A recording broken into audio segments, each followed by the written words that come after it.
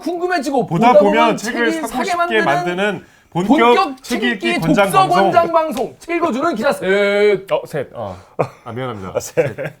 다시 하시죠. 책 읽어주는 기자 셋. 저는 김기아 기자입니다. 저는 정현욱 기자입니다. 저는 우키행 정현욱입니다. 제가 말 안 끝났어요. 언제 끝나요? 바로 해요 소개를? 네. 게스트 소개를 처음부터? 그게 언제 끝나냐고 말. 하시죠. 끝났죠? 뭐 아까 끝났네 그러면 자기 소개해 주시죠. 네, 서영 기자입니다. 안녕하세요. 이건 뭐 아직 이런 게 아직 나와요? 아 이거 저 우리 아들 거. 신기하네. 아들 거를 왜 갖고 왔어? 우리 아들이 아들 거를 왜 뺏어와? 아니 산 게 아닌 것 같은데 책상 위에 있더라고요. 같은 책상을 쓰니까. 근데 급하니까 그냥 뭐 좀 밑줄 좀 긋고 그러다가. 아들은 오늘 뭘로? 아들은 이제 맨손으로 이제 쓰게 친구들 다른 거 게 있겠죠. 친구들 걔도 거 뺏어가지고 친구 막 때려가지고 뺏어가지고 쓰겠네. 오늘 아빠가 내 연필 갖고 왔으니까 좀 그러니까, 빌려주라. 얼마나 없어 보여. 없어 내가 연필이 오늘 그럼 나는 뭘로 쓰냐면서 애들. 그럼 다행인데 제발 연필 하나만 주면 안 되겠니? 어떤 아들이 더 나아요? 그러니까 옆에 때려가지고 뺏어 쓰는 아들이 나아요? 아니면 비굴하게 막 구걸해가지고 쓰는 게 나아요? 아들이? 사부작사부작해서 슥 빌려 쓰는 아들이나. 아니 그러니까 둘 중에 하나만 골라야 돼. 아, 둘 중에 네, 하나만. 둘 중에 밸런스 구걸이냐 게임이에요. 폭행이냐. 때리지는 않는 아들이 낫네요. 때리지 않는 때리는 구걸을 건 낫다. 구걸이 아들은 낫다. 그걸 해라. 아들은 구걸해서 쓰고 아빠는 뺏어 가지고 오고. 아무튼. 여기 책 읽기는 고품격 방송. 고품격. 깜빡했어. 그 고품격 책 읽기 독서 권장 방송 책 읽어준 기자 셋 서영민 기자입니다. 왜 왔는지는 제가 좀 이따 설명을 드릴게요. 자 일단 지난화 시선으로부터 from 시선. 댓글 먼저 볼게요. 에세이 야네스님이 정세랑 작가님 좋아하는 사람으로서 시선으로부터를 책 읽기에서 언젠가는 다뤄주겠지 하고 기다리고 있었는데 기자님들 읽은 느낌을 같이 공유하게 되어 좋네요. 정세랑 작가님 전작의 50 People이랑 비슷한 구성으로 시선으로부터도 여러 인물이 큰 중심축에서 각자 이야기 전개되는 것도 좋았고 정세랑 작가의 특유의 어둡지 않은 마른 감수성과 예민함이 잘 표현된 것 같습니다. 맥락 모르고 소설 욕하는 사람이 있다는 것은 책 읽기를 보면서 하게 되는데 그렇게 후려치기엔 매우 좋은 소설이라고 생각했습니다. 라고 말씀하셨어요. 네. 나정님이 1장을 다 읽기도 전에 심시선 여사에게 반해버렸어. 앞으로 이 가족들에게 어떤 이야기가 펼쳐질지 기대도 됐고 사랑스러운 인물들 덕분에 폭신폭신하면서 가벼운 분위기로 전개되지만 등장인물 사건은 가볍지 않네요. 여러모로 20세기에 나올 수 없는 21세기형 소설이라고 봅니다. 오랜만에 즐거운 독서였어요. 그러니까 이분은 나정님은 우리 책 읽기 덕분에 보시게 됐나 봐요. 아니 대체로 이분이 계속 우리 거를 따라오시던데요? 뿌- 그러니까 우리가 다음 거 한다 그러면 제일 먼저 가서 읽으시는 것 같던데? 뿌듯합니다. 챕터 앞머리마다 나온 심시선님의 글과 책 중에서 제일 인용이 많이 된 어쩌다 보니 마지막으로 남은 사랑은 진짜 구해서 읽고 싶었답니다. 정상 작가님 좀 써주시면 안 되나요? 저도 같은 마음입니다. 어쩌다 보니 마지막으로 남은 사람 이게 참 내용이 재밌더라고. 내용이 좋고 본인이 없는데요, 겪은 그렇지. 일들 베이스로 써있기 때문에 굉장히 뭐랄까 한 시대를 닫고 다음 시대로 가는 그 중간에 있는 사람이 쓴 책 같아서 다음 책은 이 어쩌다 보니 어마남 이 책으로 한번 가면 좋을 것 같은데 시중에 구해서 없어. 정상 작가님 빨리 써주십시오. 빨리 써주세요. 네. 그 정수령 작가님도 여기 추신처럼 여기 뭐 이렇게 하와이 책 소개해 주셨는데 하와이 구술사에 관한 책이 최근에 많이 좋은 게 많이 나왔대요. 그래서 그거를 읽으면서 이 작품을 구상하게 됐다라고 하셨어요. 기왕이면 여기 제목 소개해 주시죠. 이 나정님이 추신으로 알로하 나의 엄마들 2020년에 나온 1902년 조선인 하와이 이민선을 타다 이것도 뭐 2013년에 나온 다 하와이 이주에 관한 내용의 뭐 구술사인 것 같아요. 근데 하여튼 요런 뒤에 우리 저 책 뒤에 참고 문헌에도 보면은 하와이 구술사 책이 많이 있거든요. 그 책들을 실제로 작가님이 읽고 참고를 하셨답니다. 저게 예전에 이제 김현수 작가 그 책 얘기를 하면서 얘기를 한 게 어떤 역사적 사건을 그 안에서 살았던 그 시민들 거기 실제 살았던 사람들의 이야기로 들어가면 더 입체적으로 다가온다고 있는 얘기를 했었는데 하와이 하면 저는 사실 이승만밖에 몰랐거든요. 이승만이 거기서 선거운동하고 왔다는. 근데 거기서 살았던 이주민들의 이야기에 대해서 좀 더 자세히 알 수 있는 내용이라고 합니다. 자, 베이우스님 댓글 우리 정 기자 읽어주세요. 베이우스님이요. 인물들 각자의 고민이 저한테는 현실적으로 느껴져서 예를 들어 경아와 가족들과의 관계가 상당히 이상적으로 그려졌지만, 그러니까 배다른 형제죠. 이거 배는 같다니. 아니지 배 다르지. 배가 같지. 경화는 배가 달라. 경아 IP가 안 섞인. 그러니까 책 엉터리 읽어서. 저번에 누구를 배달해서 와 이랬지? 놀랍습니다. 네, 네. 김기화 기자가 아니 책을 띄엄띄엄 저번에 읽더라고. 똑같은 실수해서 나한테 지적받았거든. 그 이제 전혀 피가 안 섞인 형제인데 이상적으로 관계가 그려졌지만 본인은 때때로 과거 본인의 친어머니를 따라갔으면 어쩌면 심시선을 미워했을지도 모른다고 생각한다든가 명예와 경화가 운영하는 회사 이야기, 기자님들이 말씀하신 규림의 학원 이야기 등등 그런 현실적인 고민들이 착한 판타지의 개연성을 부여해서 납득할 수 있게 만들어준 것 같아요. 읽으면서 민해방이란 인물의 인상이 깊었는데 심시선 여사 친구죠. 자녀들 대화에는 아주 짧게 등장하지만 심시선의 글에서는 오히려 남편들보다 더 많이 언급됩니다. 그 시절 활동했던 여성 예술가와 겹치는 부분이 많은 인물이고 심시선이 일가를 이루는 데 크게 기여했다는 점에서 작가님이 여성 예술가에 대한 헌정의 의미로 넣은 인물이 아닐까 생각해봤습니다. 그러니까 제가 좋아하는 게 이런 부분이에요. 제가 좋아하는 게 이 명예와 경화가 운영하는 회사. 그러니까 이제 모든 이게 다 판타지로 갈 수 없고 실제로 현실에선 이렇더라. 근데 거기에서 뭔가 조금이라도 희망을 찾아낸 이야기가 전 좋아서 이 회사 얘기나 학원 학교 얘기가 되게 좋았던 게 이게 실제로 있는 얘기구나. 이 구체성을 좀 더 탄탄하게 만들어주는 그런 어떤 에피소드들 같아서 되게 이거가 너무 뜬구름 점 너무 가족 판타지 같지 않고 진짜 약간 우리 옆에서 일어날 수 있는 그런 얘기 같구나 이런 구체성을 담보해주는 그런 에피소드라서 저는 이 내용이 저도 되게 좋았는데 이거를 그때 방송에서는 얘기를 못했죠. 베이오스님께 감사드리겠습니다. 그리고 민해방이라는 인물도 되게 궁금해지긴 했어요. 대체 얼마나 대단한 인물이길래 이렇게 할머니에게 이런 서포트도 해주고 도움이 되는 인물이었을까 궁금했는데 민해방까지 나왔으면 정말 너무 인물이 너무 많았을 거야. 가족 따라가기 힘든데. 제가 300페이지 동안 가족을 다 못 외웠기 때문에 쉽지 않았다. 까만머리님이요. 책 속의 가족들이 부러웠고 심시선 여사의 팬이 돼서 그녀의 책을 찾아서 읽어보고 싶었고 그녀가 돌아가신 지 10년이 되었다는 것이 좀 슬프기도 했어요. 그렇습니다. 저희 모두 심시선 여사는 있지는 않지만 우리가 이제 딱히 제사를 지낼 필요가 없을 정도로 우리가 좀 기억에 남아있다는 점. 자, 우리 다음 댓글 우리 서윤 기자님 읽으시죠. 3페이지에 김문경님 댓글부터. 네. 김기화 기자님 덕에 빵 터졌어요. 크크크. 저도 인물 관계가 복잡하거나 많거나 하면 옆에 노트를 두고 관계도 정리해가면서 읽어요. 그러면 내용도 잘 정리되면서 앞으로 넘기면서 안 봐도 되니까 편해요. 비건 3년차. 김 기자님이 느끼는 독서의 괴로움을 격공합니다. 독서 지옥에서 허걱허걱 하면서도 즐겁게 따라가고 있네요. 그렇습니다. 인물이 일단 저는 3명이 넘어가면 쉽지 않은 것 같고 우리 그 예전에 그 전화번호가 7자리잖아요. 7자리. 네. 이게 왜 7자리냐? 한 번에 사람이 외울 수 있는 게 숫자가 7개가 한 개다. 그래서 이제 7개라는 얘기가 있는데 이 인물 너무 많아. 20명쯤 되는 것 같아요. 그럼 너무 쉽지 않았다. 저는. 계속 변명을 하시네요. 네? 서영민 기자는 인물이 많이 나오는 소설 읽는 거 어렵지 않으세요? 굉장히 힘듭니다. 네. 네, 특히 그리스 이름 많이 나오는 거. 그리스 로마 로마 이름. 러시아 소설이 쥐약이야. 네. 아 맞습니다. 러시아 까라마조프 읽다 보면 계속 앞에 있는 등장인물 보다가 맨 앞에 등장인물을 이렇게 써놓는데 보다가 뒤에 보다가 하는데 안 나와요. 안 나오는 사람도 엄청 많아요. 앞에 등장인물의 한 바닥인데 거기 없는 사람도 계속 나와. 그러니까 등장인물을 그래도 정세장 작가 책은 이렇게 보면 알잖아. 다시 돌아가면. 근데 이거는 등장인물 중에 누구지? 게다가 이름도 바뀌어. 알료샤라고 했다가 알렉세이비치 뭐 이러고 알료샤를 미차라 니콜라이 미차라거나 그러니까 두 개, 세 개 내 이름으로 부르는 거예요. 러시아식 애칭이 있더라고. 그러니까 엘리자베스 테일러를 리즈 테일러 뭐 이렇게 하잖아요. 그런 게 엄청 많아 러시아에는. 근데 그런 인물이 너무 많고 힘듦에도 불구하고 읽을 만한 가치가 있습니까? 까라마조프가의 형제들이? 아 이 양반은 맨날 까라마조프 하면 그냥 거의 뭐 정신을 못 차리니까. 그러니까 꼭 읽을 만한 가치가 있는 아니, 책이에요. 이제 읽어보세요. 아니 난 안 읽을 거야. 그거. 계속 읽을 만한 가치가 있다고 몇 번을 얘기해도 똑같은 질문하는 거 보니까 읽어보세요 그냥. 아니라는 얘기를 들을 때까지 물어보는 거야. 서영민 기자는 봤어요? 까라마조프 형제들 네. 다 읽었어요? 네. 재밌습니까?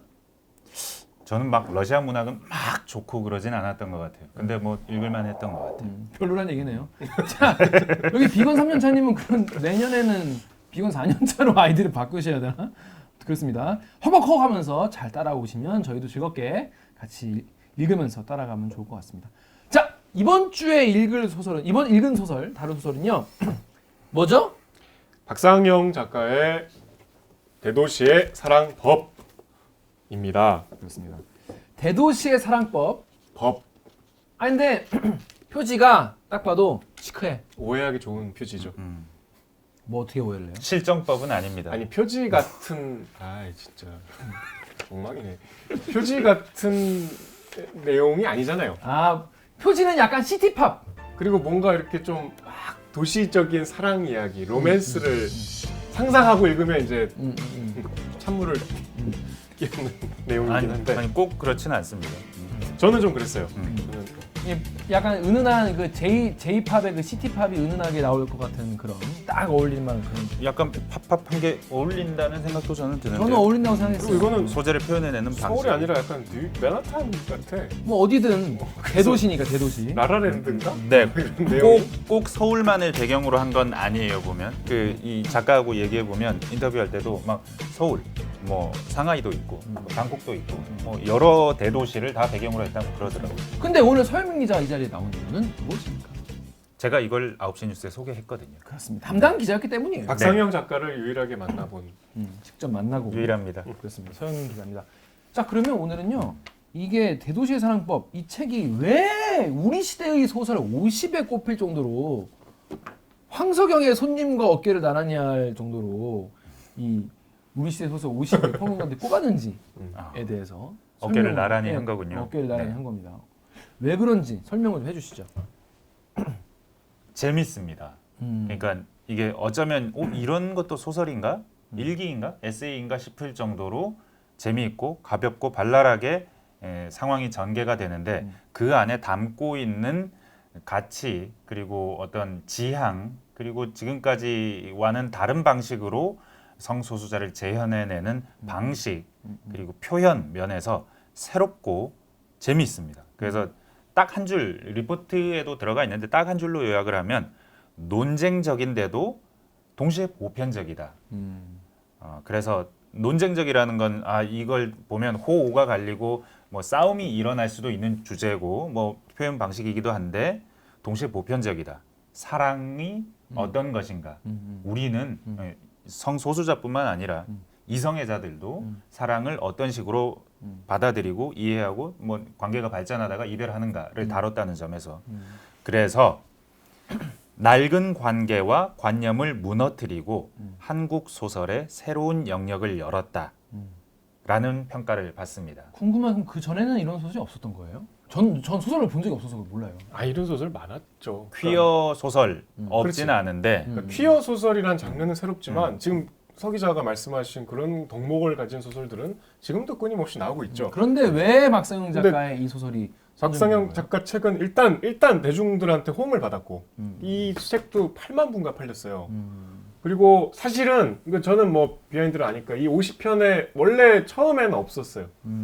이제 차점 목록에 있었는데 이제 젊은 평론가들의 강력한 주장으로 순위에 올라가게 된 몇 편의 소설이 있는데 그 중에 하나였어요. 그러니까 그만큼 이 소설이 50편의 명단에 빠지면 안 된다라는 지지를 받고 있는 소설이었어요. 강력한 지지를 받는 소설입니다. 특히 안 읽어본 사람들은 전혀 모르지만 그리고 그냥 슥 읽어본 사람들은 이게 소설이야? 가벼운데 문체도 좀 너무 가볍고 이렇게 말할 수 있는데 근데 박상영의 작품 세계를 아는 사람이라면 이 작가를 빼고 지금 현재 한국 문학을 논하는 건 거의 무의미할 수도 있다라고까지 생각을 하는 사람들이 꽤 많습니다. 여러분 읽어보신 분이 얼마나 계신지 모르겠어요. 근데 안 읽어보신 분들이 대다수일 것 같아서 뭐 어떤 내용인지부터 일단 얘기를 해봐야 될 것 같습니다. 일단 그 줄거리를 정윤욱 기자가 휴대폰 1분! 1분! 요건 좀 난제입니다. 요거 근데 네.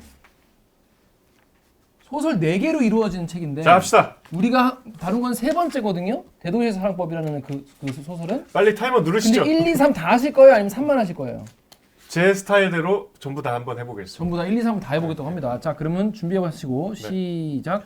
나아가 화자이자 주인공인데 20대로 시작해서 30대까지 나와요. 이 소설에. 그리고 성소수자고 HIV 보균자입니다. 그리고 엄마는 암 투병 중이신데 독실한 기독교 신자예요. 갈등이 좀 있겠죠. 아버지는 어릴 때 집을 나가서 안 계시고 이런 환경에서 4년제 대학을 졸업해서 여러 회사를 전전하다가 소설가가 돼요. 이게 기본적인 주인공의 설정이고 첫 번째 제희라는 소설은 이 성소수자인 자신을 이해해주는 이성 친구, 거의 유일한 이성 친구와의 관계에 관한 이야기고 두 번째 우럭 한 점 우주의 맛은 여러 연인 중에 이제 띠동갑의 약간 꼰대 같지만 섬세한 남자를 만나거든요.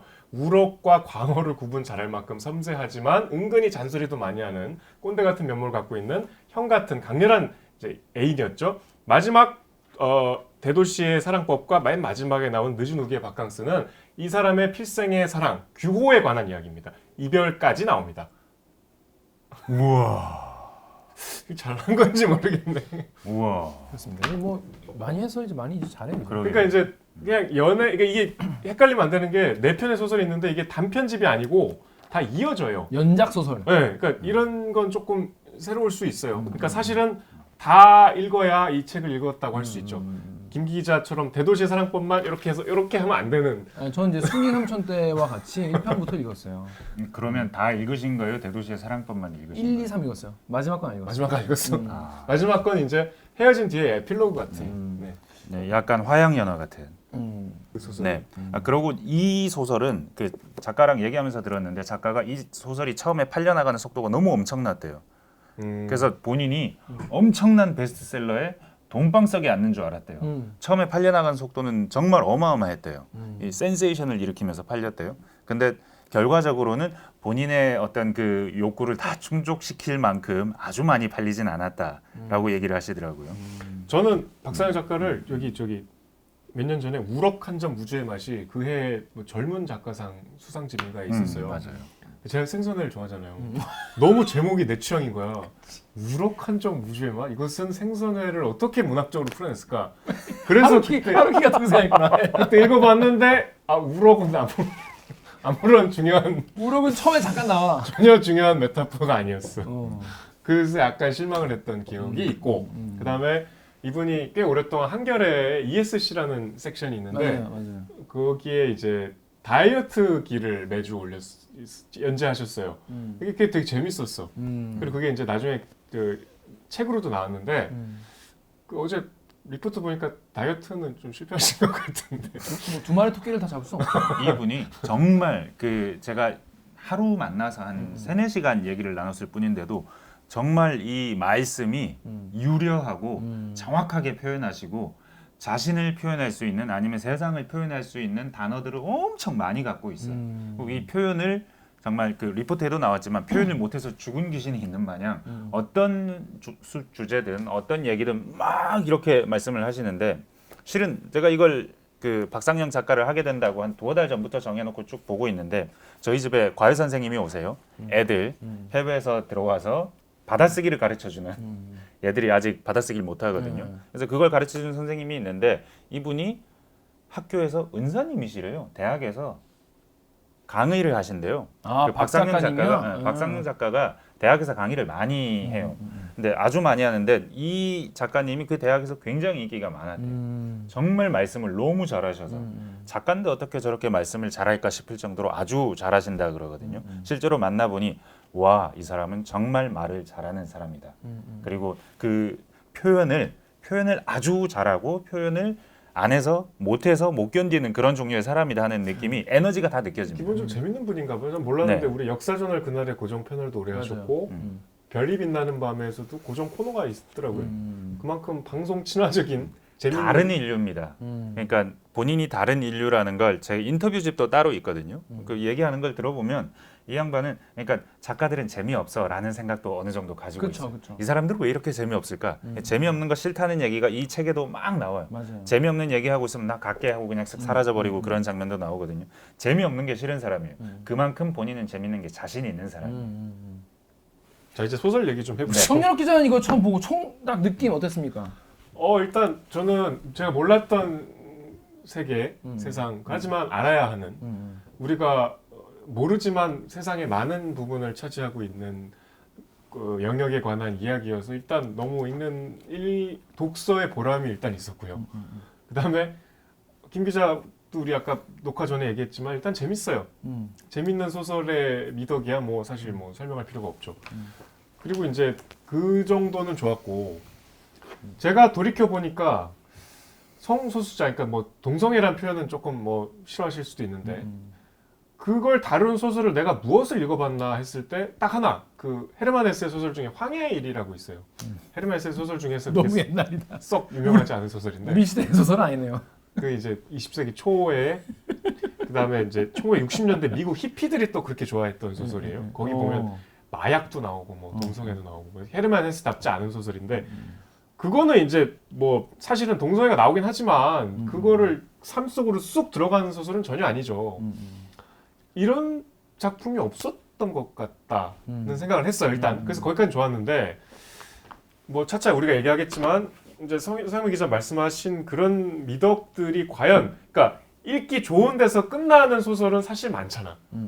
재밌는 소설이야 세상에 많죠.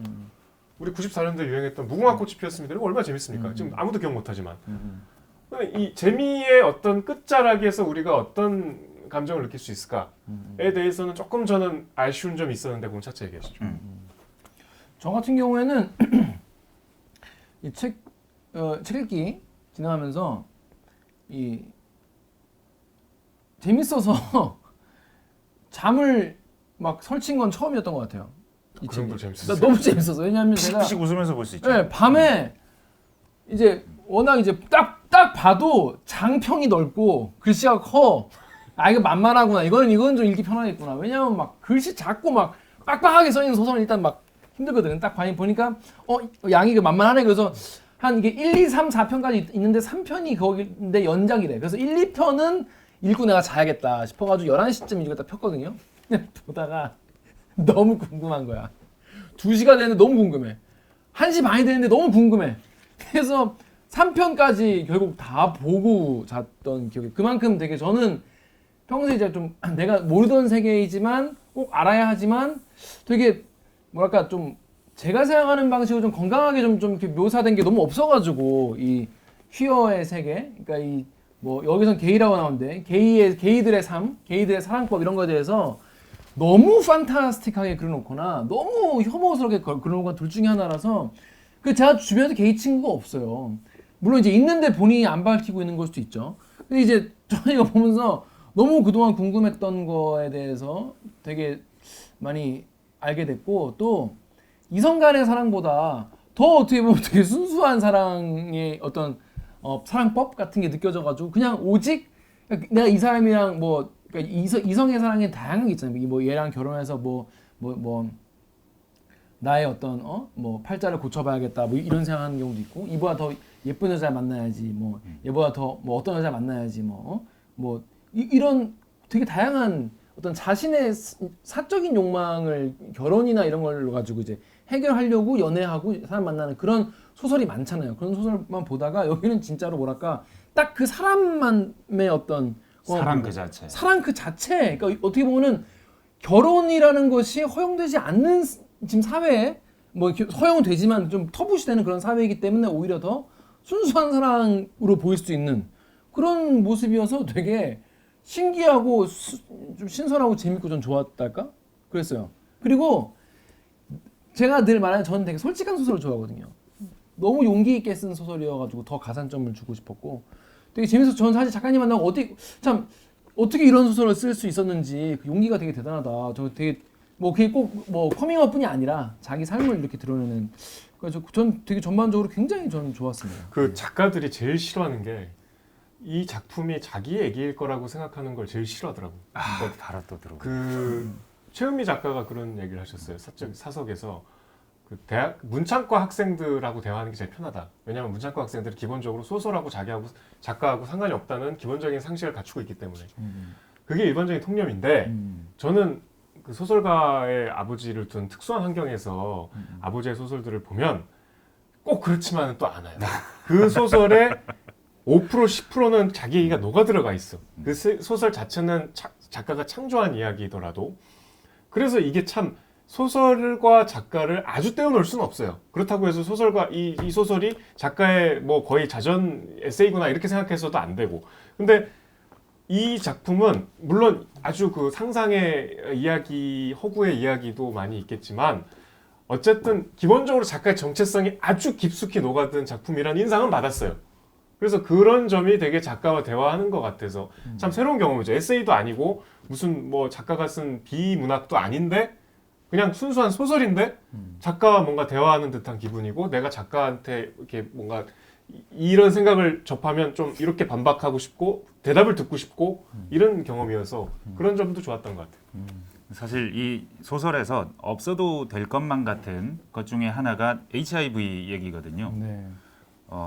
카일리라고 그러니까 카일리 HIV라고 미노그로. 에이즈라고 부르지 않고 그 카일리라고 부릅니다. 그 작가와 대화를 해보면 그러니까 일부러 절대로 그 내 소설에서 에이즈 내진 HIV라는 종류의 단어가 나오지 않게 하려는 것, 이 그 하나가 목적이었고 동시에 HIV와 관련된 얘기를 내 소설을 통해서 던져보고 싶었다. 그 노력이 보이더라고요. 네, 분명히 나는 이 얘기를 다뤄보겠다라는 의도적인 그 착상을 가지고 시작했고, 그리고 얘기는 하되 절대 이 단어를 호명하지는 않겠다는 단호한 어떤 생각도 있었다. 그게 내 작품에서 하나의 표현의 방식이었다라고 하는데, 제가 방금 다 말씀해 주셨으니까 특히 김기화 기자께서 말씀하신 건 굉장히 공감을 하고요. 제가 이 소설에서 굉장히 좀 인상적인 장면이라고 표현할 만한 장면은 이런 거예요. 동성애자, 이성애자가 아닌 사람, 그 퀴어 인물이 퀴어가 아닌 인물과 만나서 서로 공감을 하는 장면이 하나 있어요. 제희와 게이로 사는 것도 참 좋았고 여자로 사는 것도 마찬가지고. 그러니까 그 어떤 내가 아닌 것, 내가 나 자신을 깊숙이 이해하고 내 자신에 대한 얘기를 하지만 그럼에도 내가 아닌 것과 어떻게 공명할 수 있는 지점도 있고, 그리고 굉장히 낯뜨거운 장면들도 있어요. 이를테면 우럭 한 점에 나오는 선배와의 관계, 석촌호수에서 걸어 다니다가 선배가 선배의 선배를 봤을 때 우리 사이를 굉장히 어떻게 좀 부끄러워하거나 들키고 싶지 않아 하거나 그런 장면을 묘사하는 방식과 묘사하는 디테일이 정말 그 장면에 있는 것 같이 느껴지고, 인간이 이럴 수 있지, 인간은 이럴 수 있어 라는 걸 느끼게 해주는 장면. 그리고 다른 장면은 그 여기 뭐죠, 티아라 멤버들하고 막 친구들이랑 얘기를 하는데, 클럽 가가지고. 예, 그 HIV 복균자를 가지고 지나가면서 자기들끼리 희화해요. 소수자 안에서도 그 소수자 안에 또 다른 소수자인 HIV와 관련해서는 뭐 밥그릇 가려라라고 했던가요? 하여튼 그 자신들 나름의 은어로 그 사람을 비하하는 표현을 해요. 그 말은 소수자 자체도 하나의 동질한 정체성으로 보지 않고 찌질하기도 하고 이게 찌질하기도 하고 비열하기도 하고, 그럼에도 인간이 가진 속성이고 인간 본연의 어떤 보편적인 종류의, 이건 어두운 건 아니고 약간 스스로 창피할 수 있는 거고, 그리고 나 스스로 안에 편견이 있는 것이고, 그런 점들을 이 작가는 알아요. 그걸 표현할 줄도 알고 잘 표현할 줄도 알고, 그런데 이 표현을 재미있게 해요. 웃기게. 그러니까 비극적이지 않게. 그게 되게 네. 신기했어요. 약간 이제 소설 스토리를 좀 따라가면서 얘기해야 될 것 같은데. 네. 이게 여러분 이제 3부작으로 저는 원래 4부작인데 내가 3부까지 읽었으니까 3부작이라고 할게요. 아니 그럼 안 되지. 근데 약간 그래도 되는 게 네. 마지막 것도 규호 얘기거든요. 아 그래요? 그 규호가 뒤에 규호. 3부작이야. 그러니까 그게 3부작이야. 그렇게 합시다. 두툼한 3부가 좀 두툼하겠죠. 1부는 이제 그 여대생 솔직히. 제희랑, 그러니까 이게 게이 남자친구와 동거한 썰 뭐 이런 식으로 누가 이 책을 광고할 때 그런 식으로 이제 썸네일을 해서 틀리지 않은 말이죠. 근데 딱 그래 맞아 그런 얘기구나라고 들었어요. 근데 보면 이제 제이라는 여자애가 이제 여대생인데 그 여자 대학생도는 굉장히 솔직하고 욕망에 충실하고 이제 그리고 되게 막 지고지순한 그런 타입이 전혀 아니에요. 그런데 이제 그 친구가 남자친구들 사귀다가 이제 상처를 받고 막 이런저런 이야기를 털어놓을 사람이 사실은 이제 가장 무해한 남자친구, 게이니까 무해한 남자친구와 그 집에 들어와 살면서 이제 겪게 되는 그 성장 소설, 그리고 결국 제이는 결혼이라는 틀로 안으로 들어가게 되는 그런 이야기예요. 그 둘의 관계에서 제일 상징적으로 나오는 장면이 둘의 관계를 압축적으로 보여주는 게 이태원 해밀턴 호텔 지하에서 주인공이 남자와 아주 격렬한 키스를 하고 있는데 뒤에서 제이가 한 대 때리면서 아주 먹어라 먹어 막 이게 모든 게 다 들어가 있죠 그 관계에 어떤 사이인지 그리고 이 제이는 이 성소수자에 대해서 어떻게 바라보고 있는지 둘은 얼마나 친한지 그게 거의 그 일화에 다 나오죠. 이제 제이라는 친구가 되게 남자친구가 이제 여럿이어서 물론 이제 메인은 있지만 이제 서브도 있었어요. 그래가지고 근데 이제 피임을 제대로 안 한 거지. 피임을 제대로 안 해가지고 이제 산부인과에 갔다가 어떤 꼰대한테 이제 일장 연설 의사 꼰대. 의사 꼰대한테 이제 일장 연설을 듣고 나와가지고 같이 이제 중절 수술을 받으러 이제 전전하는 그런 장면이 나와요. 그러니까 약간 동지적 관계가 형성이 되는 거지. 그런데 나중에 제이가 결혼하는데 자기 결혼식 사회를 봐달라 그래. 이 친구한테. 근데 남자친구 쪽에서 그러니까 남편 될 사람이 사회는 남자의 어떤 친구가 보는 관례래라고 하면서 방송 기자를 데리고 와가지고 우리 같은 방송 기자가 보는데 사회를 잘 못 보죠. 근데 그 남자친구도 참 관대한 것 같아. 중간에 그 커플이 이제 결혼을 하기로 한 오래 만난 커플인데 자기 여자친구가 남자랑 동거하는 걸 여자랑 동거한다고 했는데 그 동거인을 나한테 한 번도 안 보여줘서 뭐 통화하다가 옆에 소음이 들린 적도 없고 해서 캐 물어갖고 결국 알게 되잖아. 성소수자인 남성과 살게 된다는 거 알게 돼서 크게 싸우지만 헤어지진 않잖아. 나중에 결혼까지 하니까. 그걸 용인한다는 것도 좀 용인 못합니까? 난 싫을 것 같은데. 헤어져? 글쎄 그렇게 딴 건 다 좋은데. 가정을 할 수는 없죠. 어떤 사이냐에 따라 다르지만 그게 싫으면 또 여자도 약간 시정의 노력을 해야 되지 않을까요? 서유민 기자는 어떨 것 같아요, 본인은? 싫으면 맺어지지 않았겠죠 그런 게. 그런 이런 자유분방하고 개방적인 여자도 받아줄 수 있는 그러니까 이런 여자가 좋았던 남자니까 만났을 거고. 아니 본인 말이야. 나라면 내가 나라면 그 상황을 받아들이겠느냐? 여친이 네. 동거인이 있는데 게이니까 오빠 괜찮아라고 하면 그냥 나 여자랑 사는 거랑 똑같아. 뭐 그 여자가 정말로 좋았던 거라면 받아들일 것 같아요. 그죠. 내가 뭐 돼. 꼰대 되는 거지 뭐. 여러분은 어떻게 생각하세요? 사실 그게 사람마다 가치관에 따라서 충분히 다를 수 있을 것 같은데 아무튼 그런 상황을 여기서 이제 등장한 남편은 그래 이러고 넘어가서 나중에 그 여자한테 프로포즈도 하고 그러니까 이런 상상을 하게 하는 거예요. 그쵸. 생각지 못한 설정들이 막 훅 들어오잖아. 이게 우정인 거예요. 그러니까 이 그 작가는 자기가 사랑이라고 해서 어떤 이성애적 사랑만 다뤘다고 성애적 사랑만 다뤘다고 말하지 않아요. 여기서 다룬 건 우정이죠. 뒤에서 다루는 거는 이성애적 사랑인데 그 뒤에 엄마와의 관계가 나오죠. 이게 약간 애 증의 관계인데 틀림없이 사랑도 있죠.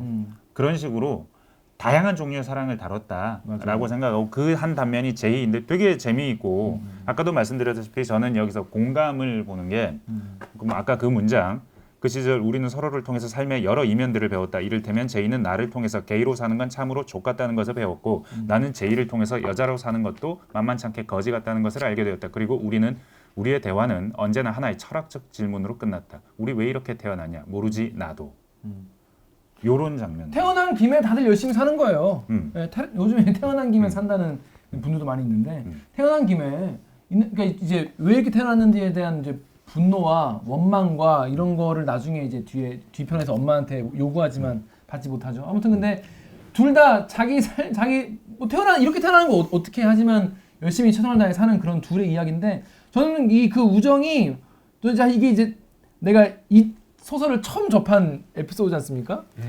처음엔 약간 아슬아슬했어. 이게 왜냐면 이성으로서 감동을 느낄 수도 있지 않을까? 그러니까 나는 아예 모르니까 그 둘이 전혀 그렇지 않고 정말 담백하게 우정으로 딱 끝나더라고요. 꼭 그렇지만도 않은 것이 실은 몰라요. 맨 마지막 문장이 저는 이 소설 통틀어서 제일 좋았는데 제2의 그 맨 마지막 문장 정확하게 기억하고 있는지 모르겠는데 아름다움으로 명명되는 그 모든 시절이 이제는 뭐 찰나의 순간에 불과해. 그러니까 사실은 너무 그 같이 살았던 순간들이 소중했던 거야. 그러니까 이거는 뭐 굳이 우정에 국한시킬 필요는 없는 것 같아. 그러니까 사랑한 거예요. 그 시절도 그 사람도. 다음으로 우럭으로 넘어가시죠. 우럭이 저는 사실 대도시보다 우럭이 더 재밌었어요. 우럭은 사실 낯뜨거운 장면도 많이 나오고 표현도 찰지고. 우럭 한정 우주의 맛은 되게 여러모로 저는 되게 재밌어요. 왜냐하면 가장 제가 좋았던 점 뭐냐면 아까 여러분 제가 소설 잼민이잖아요. 소설 잼민이라서 그럴 수도 있는데 여기서 이런 장면이 나오거든요. 여기 엄마가 여러분 우리 정연욱 기자도 그렇고 서영민 기자도 그렇고 저도 그렇고 뭐 그래도 지금 책 읽기라는 방송에 나와 있지 않습니까? 그러면 책을 좀 스스로 보면서 나도 한번 써보면 어떨까 이런 상상은 누구나 하잖아요. 근데 못 쓰겠다 이런 생각하는 저 같은 경우 제일 처음 걸림돌이 뭐냐면 그 주변 사람들 등장시켜야 할 거 아니야. 내가 깊이 있게 아는 인물이 주변 사람들밖에 없잖아. 캐릭터라는 것도 어느 정도 토양이 될 수밖에 될 거 아니야. 없겠죠. 그러면 어느 본인들 정도인지 알 거 아니야. 몰라도. 그 사람들은. 근데 그 사람들은 마냥 다 좋게 나오진 않을 거 아니야. 그 사람들이 지랄할 거 아니야. 그러니까 죽어도 소설가는 못 되는 거예요. 그러니까 판타지 소설 써요. 판타지 소설에서 이제 야 이거 나 거기도 뭔가가 있어야죠. 엄마라고 투영되는 어떤 상징적인 어떤 느낌. 그러니까 근데 여기 뭐라고 나오냐면은 이분이 언제나 술값이 모자랐던 그때의 나는, 그러니까 내가 이제 작가를 이제 막 하기 시작하는 나죠. 그래서 학력 콤플렉스가 심해서 방송통신대에서 학사 학위를 2개나 따고 난 후 자식 교육에 모든 것을 바치는 50대 여성의 이야기를 썼는데 그것이 당시 내가 쓸 수 있는 가장 가까운 얘기였기 때문이다. 엄마라는 얘기죠. 던지듯 출품했던 내 첫 소설은 생동감 있는 인물 묘사가 돋보인다는 평을 들으며 당선됐다. 왜냐 엄마 얘기니까. 그래서 엄마는 어디선가 그 소식을 주워와서는 내 당선작이 나온 대학 제목 구에다 읽은 거야 엄마가. 그리고 사흘 밤낮을 울었다. 네 마음이 그렇게 아팠다니, 내가 그렇게 널 착취했다니. 엄마 안방문을 넘을 만큼 큰 소리로 통곡하는 그녀에게 엄마 그냥 소설이야 나 지어낸 거야 라고 했지만 들을 턱이 없었고 그 이후로 엄마는 내가 쓴 어떤 글도 읽지 않는 몸이 되었다. 그리고 여기 정신병원 얘기도 나오잖아요. 음. 엄마가 얘가 그 선배랑 같이 뽀뽀를 하는 걸 보고 중학생 때. 게이라는 걸 보고 정신병원에 보내버립니다. 근데 그 과정이 사실 여기는 되게 재밌게 표현돼 있어요. 맞아요. 웃겨요. 그냥 보고 있으면 웃기고 키득키득거리는데 가만 생각해 보세요. 내가 내 성 정체성을 알게 됐는데, 그리고 내가 보편에 속할 수 없는 존재라는 걸 알게 됐는데 그걸 엄마한테 들켰어. 근데 엄마가 나를 정신병원에 보내버렸어요. 내 인생의 가장 큰 충격 중에 하나일 거예요. 근데 그걸 굉장히 재미있게 편하게 슥 흘러가듯 써놓은 거예요. 오히려 그래서, 치료받아야 될 거 엄마래. 그래서 이거를 왜 이렇게 좀 이렇게 슥 스쳐가듯 이렇게 표현하는 이유도 있을 것 같다고 물어봤더니 일단은 전사에 불과하고, 그리고 일단은 또 어느 정도 클리셰에 불과하고, 그러니까 심파적인 얘기도 싫지는 않지만 근데 그런 얘기를 크게 할 만큼 내가 할 얘기가 없는 작가가 아니다. 더 재미있는 얘기, 그리고 과거에 지나간 것에 얽매여서 거기에 사로잡혀서 하는 얘기, 이런 건 하고 싶지 않았다 이거예요. 그런 이 책이 저는 제가 약간 그런 거 좋아해서 약간 쿨하게 과감하게 그런 거 딱 쳐내는, 예전에 그런 소설도 한번 그 형 내가 형 그 카메라 훔쳐갔다가 형 인생 줬던 옛날이 얘기. 아니면 이승우 작가 우리 이주 벌써 이렇게 아득한 게. 아득해. 현대 사회는 엄청 빨리 흘러가니까요. 바쁘다 바빠 현대사회. 그다음 우리 이수준에 읽은 소설 까먹었는데 이승우 작가의 식물들의 사생활에도 내가 형 카메라 훔쳐가서 형 인생이 완전히 망가지잖아요. 그거에 대해서 굉장히 짧게 탁 치고 넘어가는데 과감하고 되게 멋있다는 생각이 들었는데 저도 이 부분에 되게 많이 느꼈고. 그걸 굉장히 멋있게 표현한 장면, 읽어드리고 싶은 게 있어요. 그러니까 우리가 이렇게 된 것은 우리의 잘못이 아니며 암이나 곰팡이처럼 지구의 자전이나 태양의 흑점처럼 너무나 자연스러운 우주의 현상이다. 엄마도 나도 제이도 뭐 누구도 여기 등장하는 모두가 그렇다는 거예요. 모두가 자연스러운 태양의 흑점은 사실은 우리가 태양에서 주목하는 부분은 아니잖아요. 까만 점이니까. 있는 거야 근데. 있는 거야. 원래 있는 거야 그냥. 세상은 다 그래. 암이나 곰팡이도 있어. 그게 균열처럼 보일지는 몰라도 그게 세상이야. 그런 것들을 잘 표현하고 볼 수 있는 시각을 이 작가는 가지고 있다. 저 그래서 나 이 엄마와의 관계를 좀 약간 얘기를 좀 마무리하고 넘어갔으면 좋겠는데 이 우럭 소설이 제일 긴 것 같아요, 그죠? 맞아요. 네. 우럭이 제일 길거든. 가장 중심되는 소설입니다. 중심 소설인데 여기서 엄마한테 결국에는 이제 하고 싶은 말을 뒤에 가서 하려고 해요. 그래서 엄마가 이제 보면은 강영욱이야 완전히 걔는 훌륭하다야. 걔는 문제가 없어. 키우는 사람이 문제인 거예요. 보면 걔는 훌륭하다 그런 거 아니겠습니까? 그러니까 설정이 그 엄마가 그 기독교 독실한 교회 다니시는 분이고, 그다음에 심지어 전성기 때 직업이 커플 매니저예요. 그러니까 성소수자를 절대 좋아할 수 없는 환경인 캐릭터야. 거예요. 네. 그 교회 가서 계속 그런 얘기 듣고 와가지고 이제 엄마가 또 암에 걸려.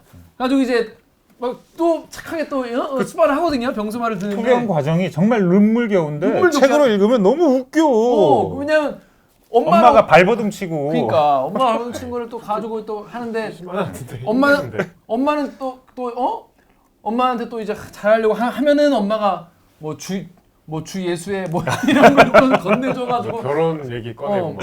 엄마는 참 불쌍해야 할 틈을 주지 않는 여자였다 이런 식으로 너무 귀엽게 넘어가요. 근데 나중에 이제 엄마랑 같이 이제 강변가에 이제 걸어 나와 둘이 이제 얘기를 하는데 무슨 얘기를 하냐면 엄마가 이제 또 따뜻한 얘기를 해.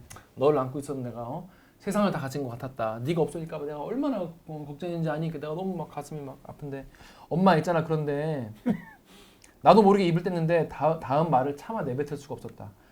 엄마 그러니까 있잖아. 단 한 번만이라도 나한테 사과를 해줬으면 좋겠어.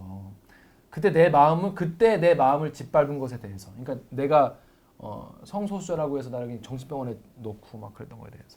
나를 이런 형태로 낳아놓고 이런 방식으로 길러놓고 그런 나를 밀어내고 다시는 돌아오지 못할 곳에 무지의 세계에 놔두기를 결정한 것에 대해서 제발 사과를 해줬으면 좋겠어. 그게 엄마의 본심이 아니었다는 것도 누군가의 잘못도 아니라는 것도 알지만 엄마 나는 당신을까지 생각을 하고 여기까지가 말풍선이야. 풍선이고 그 다음에 말을 해요. 도저히 이해할 수 없을 것 같아 라고 하니까 엄마가 뭘 정말 미안해. 아마도 영영 용서할 수 없을 것 같아. 얘가 뭐 뚱딴지 같은 소리래. 그러니까 갑자기 눈물 날 것 같아서 화장실로 뛰어가요. 이 대목에 나도 좀 울컥하더라고. 이게 참 본인은 또 울지 않았다고 하는데 참 그렇게 누군가는 있는 그대로 말하지도 못하고 그런 거에 대해서 그래 엄마의 마음을 내가 알지만 그냥 넘어가야겠다라고 생각해서 이렇게 말도 못하는 상황이 있을 수 있는 거예요. 그게 보편적이라는 겁니다. 이게 그런 종류의 얘기가. 이 양반이 저랑 막 얘기할 때도 막 저를 취재를 해요. 이 양반은 계속 얘기를 하다가 기자님 그래서 그 집에 누가 있어요? 그럼 애는 누가 봐요? 그럼 혼자 보세요? 너무 힘드시네. 독박 육아니까 뭐 이런 얘기를 하다가 그 얘기가 자기 머릿속에 있다가 나중에 사람은 누구나 다 뭐 자기만의 고통이 있고 자기만의 슬픔이 있고 뭐 남들과 공유할 수 없는 뭔가가 있잖아요. 기자님도 뭐 아무리 좋은 직장 다녀도 독박 육아하는 그 고통이 있을 거 아니에요? 하면서 그런 식으로 얘기를 풀어나가는 사람이에요. 그러니까 들어보고 있으면 이 양반은 사람을 알고 그 사람 자기가 겪은 것 계속 관찰하려고 하고 끊임없이 관찰하려고 하고 물어서 관찰하려고 하고 그러고 그걸 글로 표현하는데 그 표현을 참 재미있고 잘한다. 잠깐 진도를 나가야 될 것 같은데 네네네. 빨리 가시죠. 빨리. 우럭한 점은 어쨌든 형을 만난 얘기잖아요. 이 형은 이제 이 엄마 간병하는 게 너무 힘드니까 이제 일주일에 한 번 나도 숨을 쉬어야 될 거 아니야. 그래서 아카데미 철학 강의를 들으러 간다고 일주일에 한 번. 거기서 만난 이제 12살 차이 나는 형인데 이제 그분과 연애를 하게 되죠. 네. 근데 그분이 이제 정체가 사귀면서 알게 됐는데 이제 출판사의 편집인이고 철학서를 편집하는 출판사에 그리고 과거 골수 운동권 그냥 운동권도 아니라 제가 봤을 땐 주사파였던 것으로 추정이 돼요. 그리고 이제 한총련 사태를 마지막으로 겪었다는 걸 보니 96학번 96학번에 나오죠. 95학번이에요. 95학번. 근데 여기 96년도가 이제 그 한총련 사태니까 뭐 그때 이제 아주 저학년이었죠. 96년 연대 항쟁이죠. 고학번 9학번이라 나오죠. 그래서 나와요. 그렇지만 그래서 이제 약간 그 물이 덜 빠졌어. 그래갖고 너무 안 빠졌어. 아직도 미제국주의. 자, 121페이지의 대화를 저희가 한번 재현을 해보겠습니다. 121페이지에 그날 밤 그의 집에서 티셔츠를 꺼냈다. 그러니까 내가 이제 커플티를 하려고 내가 이제 걔 형이랑 나랑 이 미국 국기가 붙어 있는 그런 티셔츠 사왔나 봐요. 그랬더니 그 형이 뭐라 했냐면 폴로 이런 거. 네? 폴로 이런 거 미국 국기 그래요. 미국 국기 그러지 마. 이런 건 입을 수 없을 것 같아요. 아무래도 똑같은 티 입는 건 좀 그렇죠. 그럼 집에서라도 그것도 그렇지만 이건 성조기가 그려져 있어서요. 영욱 씨, 연옥 씨, 저는 이런 무늬가 있는 옷을 입지 않아요. 평소에 보면 연옥 씨는 아무런 문제의식 없이 그런 상징들을 입고 다니시는 것 같아요. 전범국의 국기 같은 것들 미국 많이 좋아하세요? 딱히 그런 건 아닌데요. 음악 들으시는 것만 봐도 그렇고. 저는 그냥 디바를 좋아하는 거예요. 뭐 브리튼이랑 비욘세, 슈러는 게이가 어딨어? 그게 누구죠? 저는 이런 미제국주의자들의 음악, 이런 미제 성조기, 저는 이런 건 너무 싫어합니다. 미제요? 네, 미제국주의요. 뭐 이런 대화가 오가는 거예요. 연예인이 이건 어떡하냐? 너무 벽이 높잖아. 그리고 그러니까 저는 이 똑같은 연장선이 그 호수에서 만나는 올림픽 공원에서 만난다는 게 그 장면이 너무 평화롭고 잠깐 이제 그 스토리가 그래서 요 2000 추정컨대 배경이 2009년이야. 네. 2009년 10년. 2009년 10년에 미 제국주의는 조금 그렇잖아. 좀 이제 네, 좀 네. 같지. 나중에 뒤에 나오지만 이불에 영국 국기 그려져 있다고 또 그거 갖고 시비 걸고. 미치코 런던이야 그거. 미치코 일본 사람이야. 하지만 추정컨대 소설의 묘사대로라면 되게 피지컬이 되게 잘생기셨나 봐요. 키도 크고 되게 이상형이었나 봐. 그리고 조금 이런데 이제 이런 성격임에도 겉으로는 하여튼 되게 예의 바르게 걔 존댓말 쓰거든요. 12살 어린 애인한테. 그리고 되게 나름 자기를 잘 챙겨주고 여러 가지 취향이 맞아서 만나고 특히 이제 그 우럭 한 점 먹는 그 횟집에서 굉장한 애정을 많이 느끼죠. 뭐 그러다가 이제 그 갈등이 수면으로 올라오는 게 지금 아까 김 기자가 얘기한 엄마와 한 것도 계속 등장하는 올림픽 공원이에요. 올림픽 공원을 엄마랑 항상 요양병원이 그 앞에 있나 봐요. 그리고 이제 엄마랑도 산책을 하니까 나에게 익숙한 뭐 공간이겠지. 그래서 이제 뭐 중간에 한번 또 갈등이 있죠. 엄마한테 보여주려고 했다가 안 나타나고 뭐 뭐가 하여튼 그래서 이제 이분하고 올림픽 공원을 걷다가 이분이 갑자기 쩔쩔매는 부부를 만나지. 한참 이분보다도 한참 선배인 듯한. 그러니까 이제 이 사람이 전대협 세대인 거야. 보니까 선배를 만나가지고 딱 만났는데 무슨 얘기를 하냐면 학생의 누구는 진보정당 공천받아서 시의원 선거 나갈 거고 누구는 정치 대중서를 써가지고 종편 패널이 됐고 우리 부부는 조깅하는 취미를 갖게 됐고 하루키를 읽고 있고 넌 니체를 좋아하니 박근혜가 대통령 됐을 때 무슨 생각 들었니? 여보 나는 울었잖아 그거 우리 운동할 때는 2010년에 이런 생각 우리 형 상상도 못했다 너희 기술은 모이냐 안 모이냐 빠져갖고 말이야 회장인 네가 구심점이 돼야지만 여보 다들 사는 거 바쁘잖아 요즘 애들 그렇지 뭐 야 너 아직 출판사 다니냐? 사상서 만드는 거? 아 예 그렇죠 뭐 이렇게 문책을 계속 하는 거야 얘기를 근데 이거 어서 난 많이 들어왔어 이거. 그다음 옆에 계신 분은 누구? 아 저는 후배입니다. 후배인데 무슨 후배? 강남 사는 후배? 갑자기 근데 학생은 이명박근혜에 대해서 어떻게 생각하나? 물어보는 거야.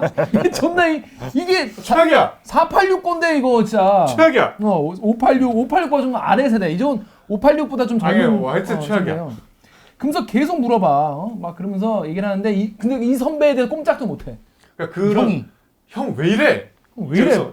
그래서 이제 그 모임에 그러니까 이제 그 만남을 끊어주죠. 그쵸. 같이 밥 먹으러 끌려갈 뻔했는데 아이 우리 바빠 이러고 이제 이 형을 끌고 나오는데 아니 형 그 사람들 눈치를 왜 이렇게 봐요? 총학생 회장이면 잠깐만 뭐 은근히 형 깔아뭉개던데 내가 다 짱나는데 그런 사람 왜 견디고 있어요? 그런 사람이 누굴 어떻게 보든 뭐가 중요해요? 나한테 감사해야 되는 거 아니야 오히려? 같이 밥 먹으려면 어쩌고 할 뻔했어요. 사회운동한다는 사람들 말이야. 인권은 지금 왜 이렇게 그 모양이야? 뭐 그런 것도 입으로 진보니 뭐니 이렇게 말로만 떠들어요. 우리의 생각을 대신 말해주죠. 그랬더니 그딴 식으로 말하지 마.